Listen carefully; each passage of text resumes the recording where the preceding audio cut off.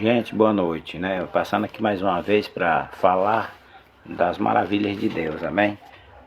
Isaías capítulo 38, Isaías capítulo 38, versículo 1. Naqueles dias Ezequias adoeceu de uma enfermidade mortal, e veio a ele Isaías, filho de Amós, o profeta, e lhe disse: Assim diz o Senhor, põe em ordem a tua casa, porque morrerás e não viverás. Então virou Ezequias o seu rosto para a parede e orou ao Senhor e disse: Senhor, lembra-te, peço de ti.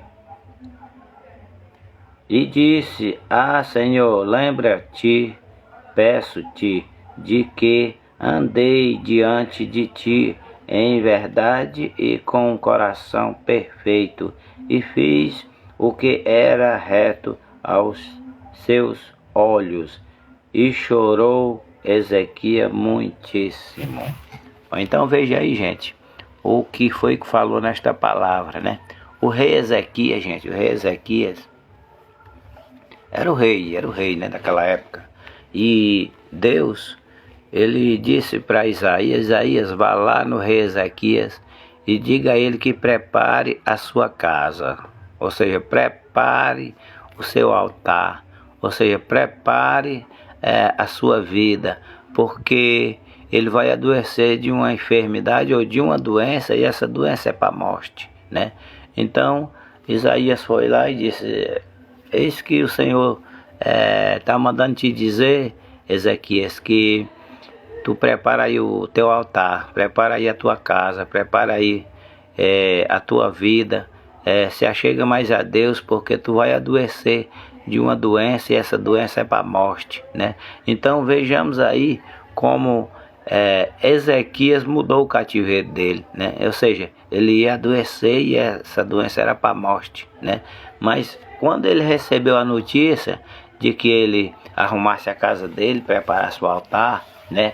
Então, quando ele soube da notícia, a palavra que diz que ele se virou para a parede e começou a orar a Deus, começou a clamar o nome do nosso Deus, né? E segundo a palavra diz que quando ele se vira para a parede, né, diz a palavra que ele ora, que ele chora e que ele pede perdão ao nosso Deus. Ou seja, arrumar a casa. Qual é a casa? É o próprio corpo, nosso próprio corpo, porque lá em Gênesis o Senhor Deus diz: façamos ao homem a nossa imagem e semelhança.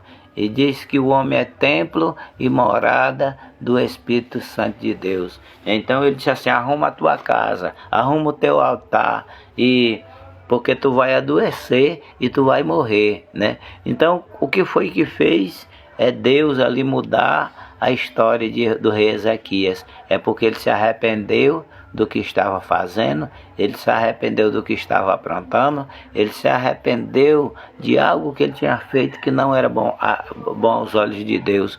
Mas Deus, ele é tão misericordioso que mandou avisar ele: olha, te prepara aí, porque tu vai adoecer de uma doença e essa doença vai te levar, tu vai morrer mesmo, né?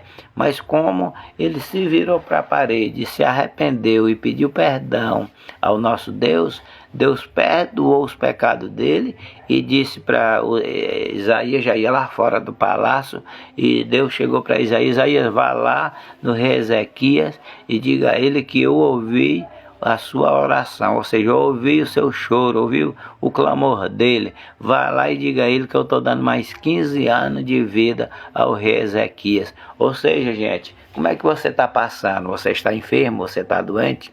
Você foi avisado por Deus que não tem mais jeito para você? Olha, eu digo para você que tem jeito sim, né? Quando não foi Deus que lhe avisou, então tem jeito. Mesmo que se foi Deus que avisou que você vai morrer, ele pode mudar o cativeiro, porque ele mudou o destino do rei Ezequias. Ele ia morrer, mas Deus disse que ele ia morrer, mas quando ele soube falar que ele ia morrer, ele se virou para a parede e clamou o nome do Senhor e